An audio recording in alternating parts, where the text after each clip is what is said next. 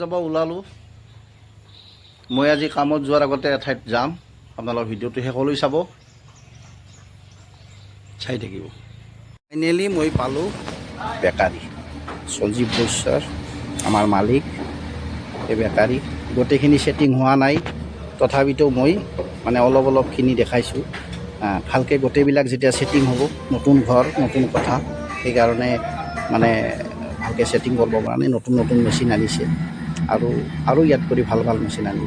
তেওঁৰ কষ্ট, তেওঁৰ সততা, তেওঁৰ মানে দৃঢ়তাৰ কাৰণে আজি এইখিনি দীপলিপ ৰেষ্টুৰেণ্ট, তেওঁৰ নানান ধৰণৰ বিজনেছ। গতিকে ভাল পথত থাকিলে, সৎ পথত থাকিলে মানুহ এনেকুৱা কৰিব পাৰি। আৰু তেওঁ সঁচাকৈ ভাল লগা। এইটো মোৰ বন্ধু, তেওঁ হেড কাৰিকৰ, তাত মানে পেটিছ বনায়।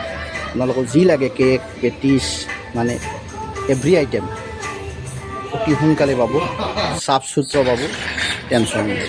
নতুন মেচিন আনিছে, কোনো টেনশ্যনেই নাই তাৰমানে। গতিকে আপোনালোকে ভিডিঅ'টো চাওক, চাই কেনে পালে লাইক শ্বেয়াৰ কমেণ্ট কৰিব। ধন্যবাদ।